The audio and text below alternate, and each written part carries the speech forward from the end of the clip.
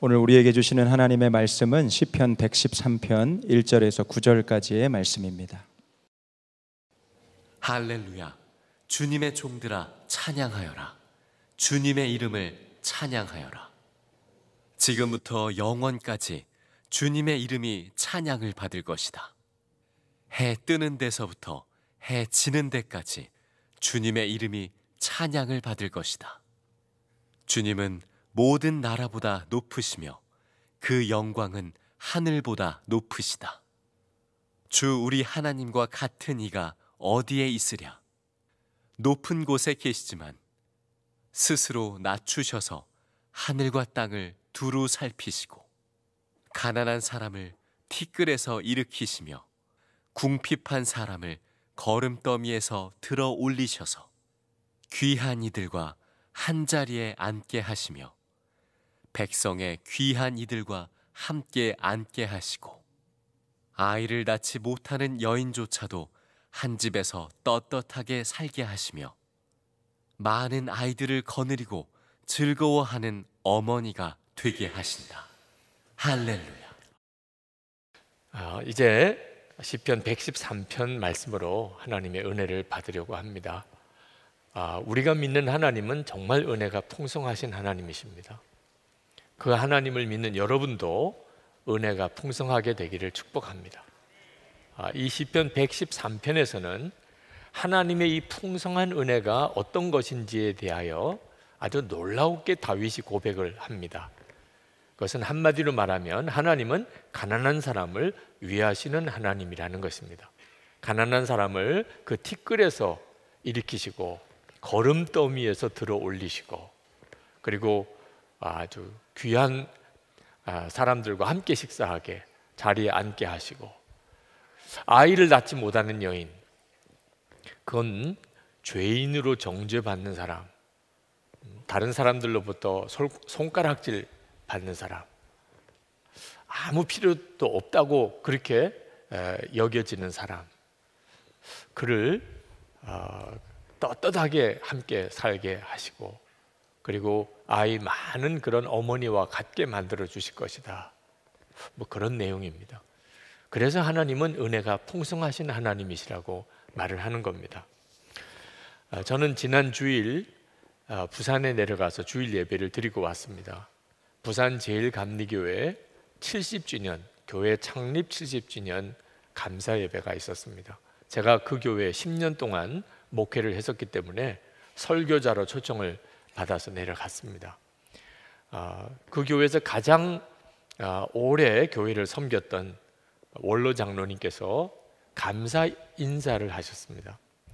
근데 그 장로님께서 하신 말씀 중에 기억이 남는 것이 70년 동안의 교회 역사를 가만히 돌아보니까 성경 구절 하나가 생각이 난다는 겁니다. 그 성경 구절이 이사야 42장 3절입니다. 상한 갈대를 꺾지 아니하며 꺼져가는 등불을 끄지 아니하고. 70년 동안의 교회 역사가 쉽지 않았다는 뜻이죠. 하나님은 상한 갈대도 꺾지 않으시고 꺼져가는 등불도 끄지 않으시는 하나님이시라는 것이 70년 역사를 돌아보고 가장 마음에 와닿았다, 이런 고백을 하셨어요. 제가 그 고백을 듣고 정말 동의했습니다. 정말 그렇다고. 왜냐하면 그 상한 갈대 또 꺼져가는 등불 중에 저도 들어가 있었기 때문입니다. 우리가 믿는 하나님은 정말 그런 하나님이십니다. 가난한 사람을 위하시고 상한 갈대 꺾지 않으시고 꺼져가는 등불 끄지 않으시는 그 하나님이십니다. 가난이 좋은 사람은 아무도 없을 겁니다. 가난하게 산다는 것은 힘든 일이죠. 그러나 더 힘든 것은 마음입니다. 가난하다는 말은 너무 부끄러운 일입니다. 우리 교우들 중에도 경제적인 형편이 조금 어려우면 그러면 전혀 교우들과의 어떤 관계와 교제를 안 하시려는 분들이 계십니다. 가난이 부끄럽게 느껴지기 때문입니다. 또 가난은 이상하게 자기가 죄인 같은 느낌을 줍니다. 하나님이 사랑하신다면 그러면 부유하게 해주시지 않겠어요? 내가 가난하다는 것은 하나님이 나를 버리신 거 아니겠습니까? 이 다윗 시대나 지금이나 가난은 이렇게 무서운 정죄감을 가져다 줍니다. 그런데 참 다윗의 고백이 놀랍잖아요. 바로 하나님은 그 가난한 자를 위하시는 하나님이라. 어느 정도로 하나님 스스로 낮추셔서 그 가난한 자와 함께 되실 정도로 하나님이 그 가난한 자를 위하시는 하나님이라는 겁니다. 6절에 스스로 낮추셔서 하늘과 땅을 두루 살피시고, 그게 하나님이시라는 겁니다. 하나님이 얼마나 높으시며 하나님의 영광이 얼마나 크신지에 대해서 다윗은 먼저 고백합니다. 하나님이 스스로 낮추셨다는 것이 얼마나 놀라운 일인가를 말하고 싶어서 그렇습니다. 다윗은 2절에서 5절까지 이렇게 말합니다. 지금부터 영원까지, 해 뜨는 데부터 해 지는 데까지 하나님은 찬양을 받으실 분이시다. 하나님의 영광은 하늘보다도 더 높다. 한마디로 말해서 주 우리 하나님과 같은 이가 어디에 있으랴. 그는 그렇게 노래합니다. 그런 하나님이십니다. 그런데 그런 하나님께서 가난하고 궁핍하고 죄인 취급당하는 사람을 위해서 스스로 낮아지셨다. 우리 하나님은 가난한 사람을 도우라, 가난한 사람을 사랑하라 말만 하신 하나님 아니십니다. 실제로 하나님 자신이 가난하게 되신 분입니다. 예수님이 어디서 태어나셨나요? 마구간에서 태어나셨습니다. 예수 그리스도는 바로 오늘 이 시편 113편의 말씀이 사실임을 그대로 우리에게 보여주시는 분입니다. 빌립보서 2장 6절 7절에 보면 그는 근본 하나님의 본체시나 하나님과 동등됨을 취할 것으로 여기지 아니하시고 오히려 자기를 비워 종의 형체를 가지사 사람들과 같이 되셨고, 예수님의 고향 나사렛은 우리 개념에 의하면 언뜻 그게 어떤 의미인지 잘 모르지만 유대인들 공동체에서는 사람 취급을 못하는 사람들의 아주 멸시받는 그런 지역을 의미하는 것이었습니다.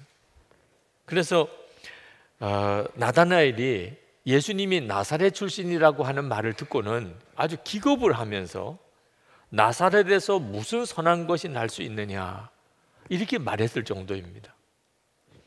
하나님이 그런 대접을 받으신 거죠. 이것은 정말 가난하고 궁핍하고 죄인 취급을 당하는 사람에게는 복음과도 같은 것입니다. 복음서를 가만히 읽어보면 예수님 주변에 모여들었던 사람들, 주님 옆에 있으면서 편안한 느낌을 가졌던 사람들은 그때 당시 사회에서 가난하고 궁핍하고 그리고 죄인이라고 손가락질 받았던 사람들이라는 것을 알 수가 있습니다. 남편이 5씩이나 있었던 여인이, 매국노라고 손가락질 받았던 세일이, 7 귀신이 들려서 그렇게 방황하던 그런 여인들, 예수님 주변에 몰려들었던 사람들은 그런 사람들이었습니다. 그래도 꽤 괜찮게 사는 사람들, 존경받는 사람들, 사회적인 지위가 높았던 사람들은 다 예수님 옆에 오기를 꺼렸습니다. 예수님과 함께 있으면 뭔지 불편했습니다. 그게 복음서에서 보여주는 예수 그리스도이십니다. 여러분, 예수님은 죄인의 친구라는 별명을 받았어요. 하도 예수님 주변에 죄인들이 많이 모여 있는 것처럼 보이니까. 열린 마음의 소유자였던 니고데모 같은 사람도 예수님을 한번 만나고 싶은데 낮에는 못 나오겠고 사람들이 보니까 한밤중에 찾아왔다고 했을 정도로 사회적으로 지위가 높고 부자 같은 사람들은 예수님과 함께 있는 것이 불편했습니다. 자, 그렇다면 요즘 교회는 어떻습니까? 교회는 예수님의 몸이잖아요. 교회도 세상에서 잘 나가는 사람들, 지체가 높은 사람들, 그런 사람들이 환영을 받습니다. 가난하고 궁핍하고 죄인이라고 손가락질 받는 사람들, 교회에 오면 왠지 불편해집니다. 우리 교회는 대형 교회로 분류되는 그런 교회입니다. 그래서 더 설교 준비하면서 제 마음이 무거웠습니다. 우리 교회는 정말 예수님의 그 교회인가? 가난한 사람, 궁핍한 사람, 죄인 취급받는 사람들이 와서 편안한 교회인가? 필립 얀시가 쓴 책에 보니까 그가 시카고에서 빈민들을 사역하는 친구가 있었는데 어느 날 그 친구로부터 참 마음 아픈 이야기를 들었다는 겁니다. 하루는 어느 매춘부를 상담을 하는데 그가 이제 나이도 들고 병도 들고 병도 생기고 해서 더 이상 매춘 일을 하지 못하게 되어서 먹고는 살아야 되겠기에 2살 된 어린 딸을 변태 성욕자에게 팔았다는 것. 그 이야기를 듣는데 속에서부터 토할 것 같이 메스꺼워지더래요. 아니, 아무리 먹고 살기 어려워도 어떻게 그럴 수 있냐 말이에요. 엄마가 딸을, 그것도 2살밖에 안 되는 딸을 어떻게 그럴 수 있겠냐 말이에요. 그래도 상담하는 입장이니까 마음의 감정을 누르고 그 여자에게 말했습니다. 그렇게 힘드시면 가까운 교회라도 가보시죠. 그랬더니 그 여자가 얼굴이 하얗게 질리면서 소리를 지르더랍니다. 교회예요? 내가 왜 그런 곳에 가요? 그곳에 가면 내가 더 비참해진단 말이에요.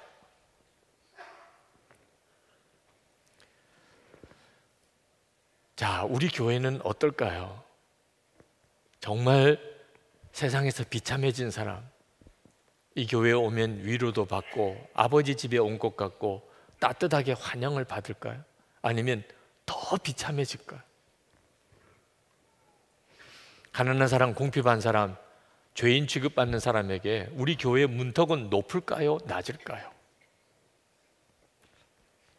우리가 정말 예수님을 만났고 그리고 우리가 진짜 거듭난 사람이 되면 그걸 제일 먼저 아는 사람은 가족입니다. 함께 사는 가족이 그걸 모를 수가 없어요. 정말 이 사람 변했구나. 완전히 달라졌네. 가족을 어떻게 속일 수 있겠어요? 그러나 또 한 사람이 있는데 그것은 우리 주변에 있는 가난한 사람. 가난한 사람이 너무 달라진 것을 느끼는 거예요. 저 사람이 정말 변했구나. 저 사람이 정말 거듭났구나. 왜? 자기에게 너무 잘해주니까. 마태복음 25장 40절에 임금이 대답하여 가라사대 내가 진실로 너에게 이르노니 너희가 여기 내 형제 중에 지극히 작은 자 하나에게 한 것이 곧 내게 한 것이니라. 이제는 눈이 완전히 달라집니다. 전에는 보이지도 않았어요. 가난한 사람, 궁핍한 사람, 죄인 취급받는 사람. 그런데 이제는 그들이 예수님 같이 보여요. 그러니 엄청나게 달라지는 거죠. 여러분, 우리 교회 문턱이 높은지 낮은지는 이 교회 교인인 여러분의 마음에 가난한 자가 어떻게 여겨지느냐에 달려 있는 겁니다. 가난한 사람을 보면 환영하게 되고 반기게 됩니까? 그러면 우리 교회의 문턱은 낮은 거죠. 여러분들의 마음에 가난한 사람은 왠지 가까이 하기 싫어요. 구질구질한 사람 엮이기 싫어요. 문턱이 높은 거죠. 우리 교회 요즘에 아주 어려운 분들이 많이 오십니다. 정신적으로 문제가 있는 분들도 많이 오십니다. 그래서 문제가 생긴 건가요? 그렇지 않습니다. 그건 정말 감사할 일입니다. 왜냐하면 예수님 때 그런 사람들이 주님께 왔기 때문에, 예수님 주변에는 그런 사람들이 몰려들었기 때문에, 그러니까 우리 교회가 예수님의 교회처럼 되어 가는구나, 그렇게 생각할 일이죠. 너무너무 감사하고 귀한 일이고 잘 감당해야 할 일이죠. 제가 부산에 내려가서 그 70주년 감사 예배를 드리면서 20년 전입니다. 제가 그 교회를 떠났던 때가. 그리고 그 이전에 10년 동안 목회를 했던 그때 그 기간을 돌아보는데 가장 제 마음속에 뚜렷하게 떠오르는 기억은 그 행여자들을 아침 급식을 했던 일입니다. 매일 아침에 한 200명 정도의 아침을 대접을 했습니다. 그만큼 많이들 오셨어요. 교인이 몇 명이냐면 한 200여 명 됐습니다. 그러니 여러분 얼마나 힘들었을까 하는 생각을 한번 해보실 수 있으시겠죠. 그런 일을 하게 된 계기가 된 일이 있었는데, 하루는 새벽기도 끝나고 내려오는데 교회 로비 의자에 행여자 한 분이 누워 계세요. 그런데 얼마나 악취가 나는지 온 예배당이 그냥 다 냄새가 배는 것 같아요. 지린내도 나고 썩은 내도 나고 어떻게 감당을 못 하겠어요. 제가 그래도 담임 목사니까 그런 분이 교회 로비에 와서 누워 있으면 바깥으로 좀 나가시도록 해야 되잖아요. 제 생각에는 그런 생각이 들더라고요. 아, 이분이 여기에 계시지 말고 일단 바깥에 나가서 뭘 씻으시더라도 해드려야 되겠다. 그래서 그 누워있는 그분 옆에 가서 그분을 보니까 그분이 저를 이렇게 쳐다봐요. 근데 그때 제 마음속에 나가셔요, 여기 계시면 안 됩니다, 그런 말이 아니고 어떻게 이렇게 사십니까? 제 생각에는 정말 그런 느낌이에요. 어떻게 사람이 이렇게 사시냐. 제가 말을 해놓고도 제가 썩 적절한 말을 했다는 느낌은 안 들더라고요. 그 상황에서 지금 그런 식의 질문을 할 만한 상황이 아니잖아요. 그래도 정말 그때는 제 마음의 심정이 그랬어요. 사람이 어떻게 이렇게 살 수 있을까? 그런데 그때 그분이 저를 쳐다보면서 전혀 예상치 못했던 대답을 했습니다. 나도 씻고 싶습니다. 깜짝 놀랐어요. 그렇게 대답하실 줄은 몰랐어요. 씻고 싶은데 씻을 수가 없다는 거예요. 아, 그럴 수도 있겠구나 싶은 생각이 들었습니다. 그래서 교회 바깥에 샤워 부스를 만들게 된 계기도 됐습니다. 어느 때든지 누구든지 씻고 싶으신 분들은 씻으실 수 있도록. 씻고 싶으시다는데 이걸 어떻게 어디 가서 씻게 드려야 되나, 목욕탕에라도 데려가고 싶은데 이렇게 갔다가는 뭐 남의 목욕탕 영업 다 그냥 막아 놓을 것 같아요.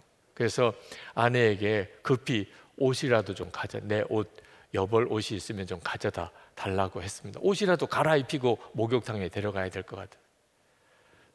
제 아내가 양복을 가져왔어요. 그래서 그걸 입혀드리고 그리고 목욕탕에 같이 갔습니다. 목욕탕 주인이 뭐 정색을 하면서 못 들어간다는 통사정을 했습니다. 제가 이 앞에 있는 교회 목사인데 제가 빨리 들어가서 샤워도 하고 머리도 감기고 그리고 바로 나오겠습니다. 아침 이른 시간이라 허락해 줘서 들어가서 목욕을 하고, 그러니까 사람이 완전히 달라 보이더라고요. 그래서 아침 식당 하는 데 가서 식당에서 식사를 사드리고 그리고는 가셨어요. 며칠 뒤에 목사님 한 분이 오셨습니다. 부산에 행여자들 공동체를 하시는 목사님이세요. 어느 날 그 공동체에 어떤 분이 새로 들어오셨는데 그래서 면담을 했답니다. 그동안 어떻게 지내셨냐고. 그랬더니 그분이 하는 이야기가 어느 교회 갔더니 목사님이 양복도 주고 목욕도 시켜주고 밥도 주더라. 믿어지지 않는 이야기를 하더래요. 그런 사람이 있냐. 그래서 인상 자기는 어떠냐, 뭐 어디 교회냐 다 이 노트에 적어가지고 오셔서 저를 계속 이렇게 보면서 그분인 것 같은데, 그래서 이제 그 이야기를 해드렸죠. 그리고 그 목사님과 이야기를 나누면서 행여자들을 보시는 주님의 마음을 알았어요. 저는 그 전까지만 해도 그것까지 눈이 뜨이지 않았습니다. 그리고 그분들을 위해서 아침 식사를 대접하는 일을 하게 된 거죠. 지금 저희 교회 안에도 주목자들을 위해 섬기는 분들이나 아주 어려운 이들을 섬기는 이들이 꽤 많습니다. 이렇게 드러나지 않아서 그렇죠. 저는 그 교우들을 볼 때마다 그렇게 감사해요. 왜? 교회가 교회되게 만드시는 분이니까. 청년들 중에도 많습니다. 여러분들의 마음속에 정말 가난한 사람이 특별한 의미, 특별한 존재라는 것을 이제는 아셔야 합니다. 하나님이 그렇게 보시는 사람이니까. 그래서 우리가 그분들을 뭐라고 호칭할까 고민하다가 주목자라고 호칭하자. 하나님이 주목하는 사람들이니까. 주목자라고 초칭하자. 그래서 교회에 이렇게 식사를 하러 오시거나 도움을 받으러 오시는 분들을 다 주목자라고 우리가 그렇게 부릅니다. 그분들을 어떻게 도울 수 있지요? 아니, 가난은 나라도 구제하지 못한다는데 그 가난한 사람을 어떤 방법으로, 무슨 힘으로 도울 수 있냐 말입니다. 이념으로도 안 됩니다. 어떤 의식으로 되는 것도 아닙니다. 가난한 사람을 위해서 투쟁하자는 것도 아닙니다. 오직 본인 자신이 하나님의 은혜를 아는 사람만 할 수 있는 일입니다. 그러므로 가난한 사람은 우리가 진짜 하나님의 은혜를 받은 사람인지를 그대로 검증해 주는 사람들입니다. 제 눈에 보기에 지금 이 자리에는 가난하고 궁핍하고 죄인으로 손가락질 당하는 사람 없어 보입니다. 제 눈에는. 그러나 이렇게 사람에게 드러나지는 않았지만 지금 대단히 가난하고 궁핍하고 죄인으로 손가락질 당하고 가정에서도 친구들로부터도 다 배척당하는 분이 이 자리에 앉아 있을지 모르겠습니다. 여러분, 이 시편 113편은 여러분을 향한 하나님의 사랑이 얼마나 큰지,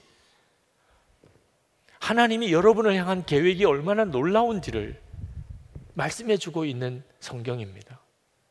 위로받고 힘을 얻으시기 바랍니다. 그러나 형편이 괜찮은 분들, 아이들도 있고 잘 자라는 그런 형편이신 분들, 여러분들에게도 이 말씀은 대단히 의미가 있습니다.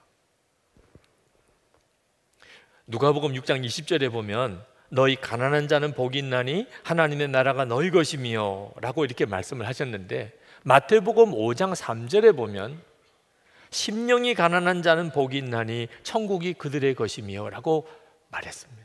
실제로 그냥 가난한 사람과 심령이 가난한 사람 둘을 다 언급하고 있습니다.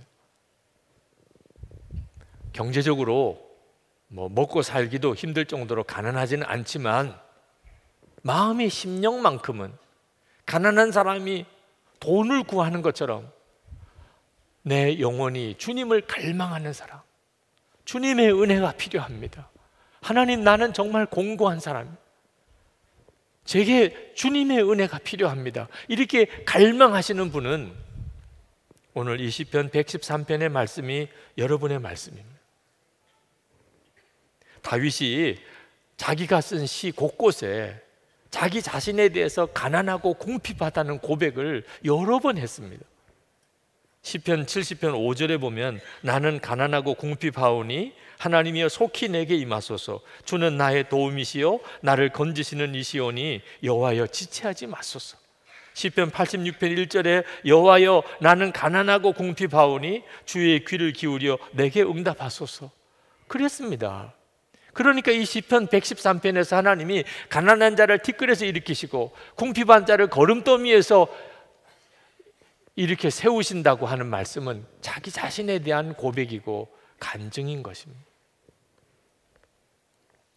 전승에 의하면 다윗은 목동 시절에 입었던 옷을 그리고 지팡이를 버리지 않고 그 왕궁에서 늘 간직하고 있었다고 전해집니다.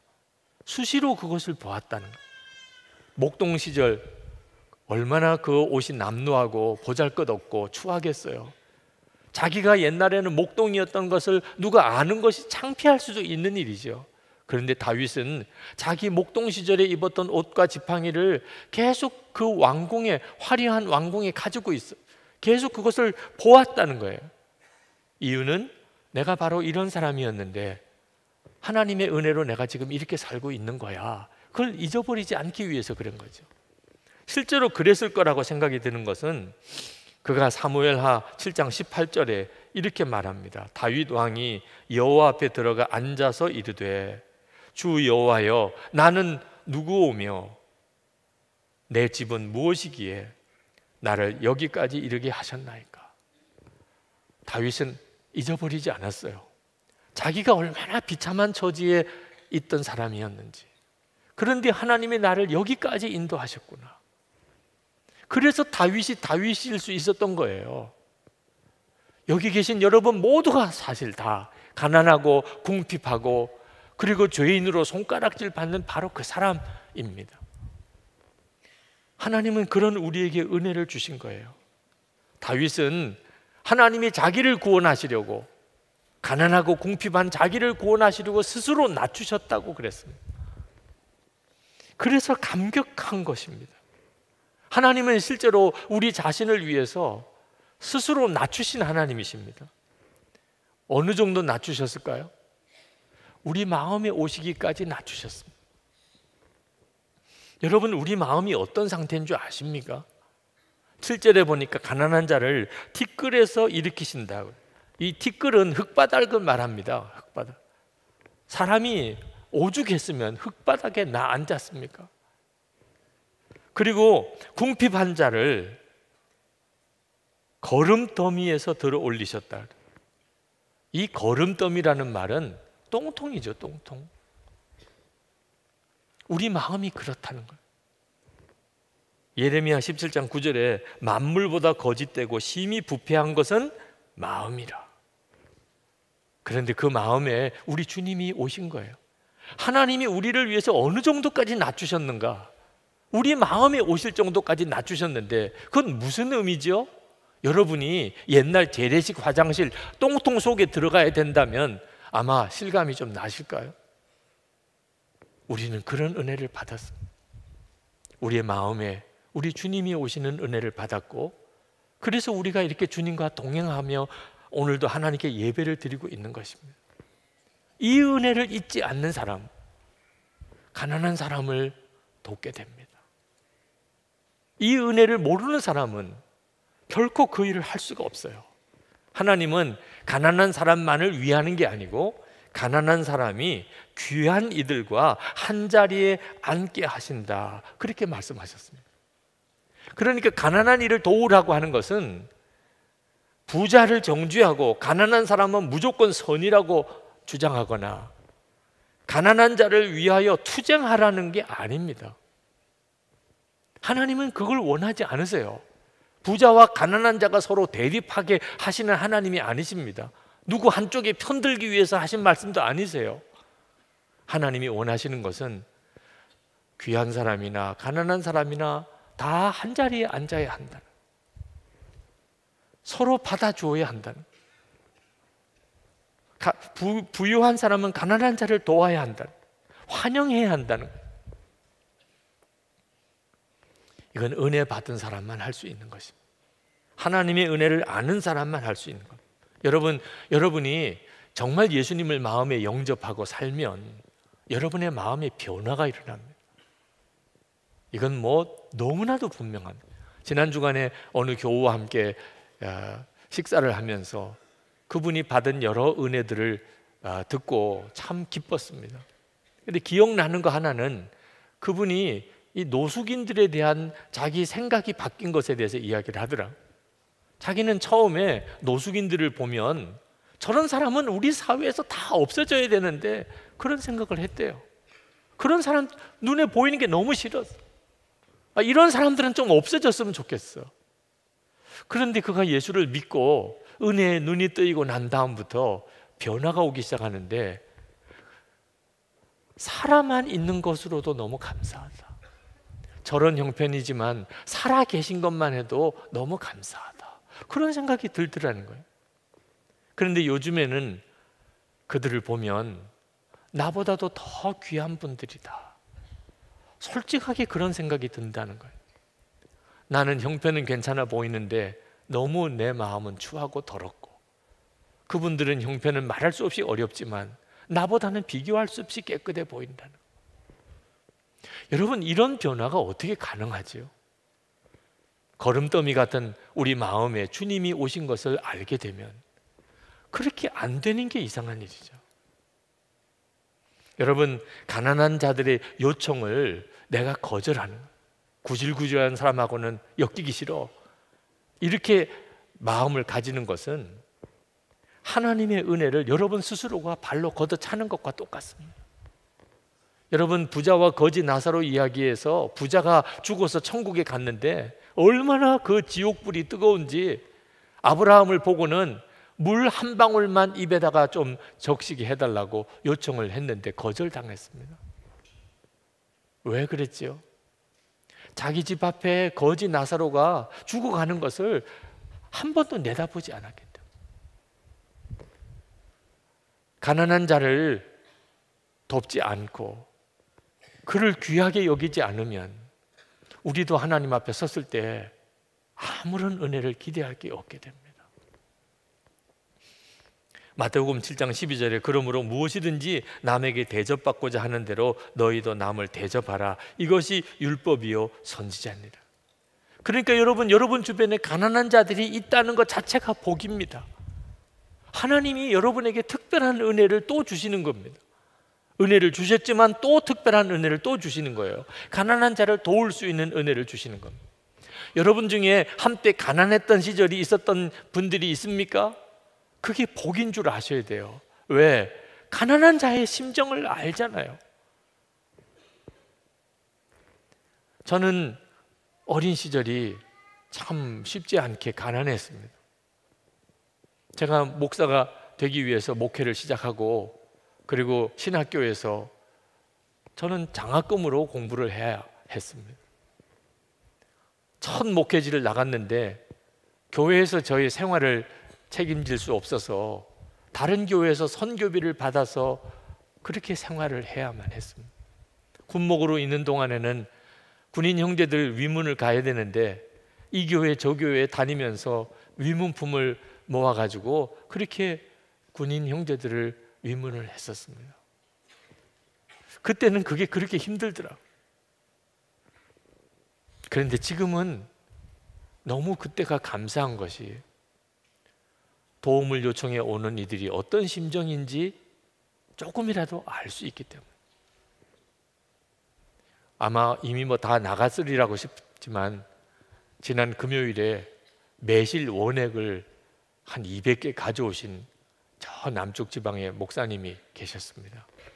그걸 팔아서 교회 건축비에 도움을 받으려고 오셨어요.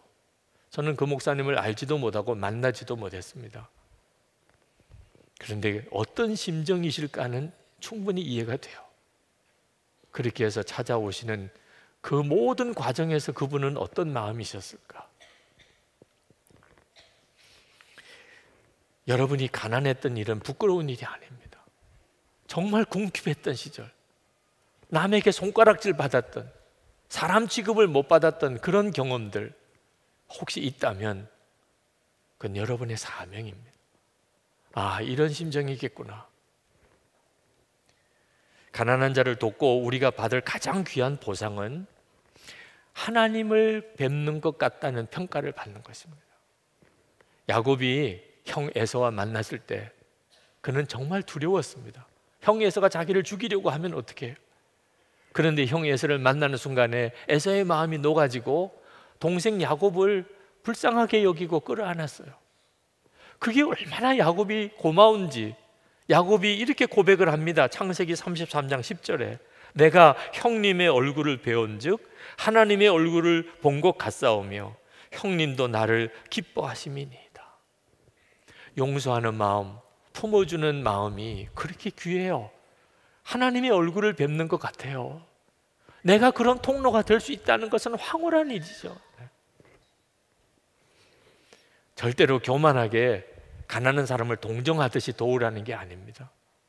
하나님이 내게 은혜를 주신 것을 내가 그에게 흘려보낼 뿐입니다. 나도 당신들과 똑같습니다. 그렇게 고백하는 거죠. 오늘 성찬을 우리가 받습니다. 얼마나 성찬이 귀하면 한 달에 한 번은 꼭 합니다. 할 수 있으면 매주 하고 싶은데 예배 시간의 제한 때문에 매주 하지 못하는 것이 늘 아쉽습니다.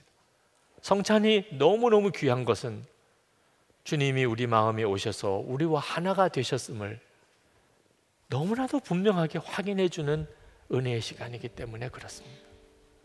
오늘도 여러분 이 성찬을 받으면서 걸음더미 같은 여러분의 마음에 주님이 오신 것, 그리고 여러분과 한 몸이 되어주시는 은혜를 다시 한번 확인하는 그 은혜를 충만하게 누리시기 바랍니다. 성찬 내내 하나님의 사랑, 주님의 용납하심 여러분을 향한 하나님의 놀라운 계획을 마음을 열고 아멘, 아멘으로 누리시기 바랍니다. 오늘 성찬 받았다는 이 사실 하나를 가지고 한 달 동안을 기뻐하면서 살 수 있게 되기를 바랍니다. 그러나 또 하나 꼭 기억하셔야 됩니다. 그런 은혜를 내가 받았으니 나도 내 주변에 가난한 사람, 궁핍한 사람, 죄인 취급받는 사람, 내가 그들을 도와야 되겠다. 이 은혜를 그들에게 흘려보내줘야 되겠다. 꼭 그렇게 결단하시고 성찬을 받으시기 바랍니다. 이제 통성으로 우리 기도하고 성찬을 받겠는데 여러분의 심령에 주의 은혜가 충만하고 그리고 여러분 주변의 가난한 자들에게 여러분의 마음이 활짝 열리는 시간이 되시기를 원합니다.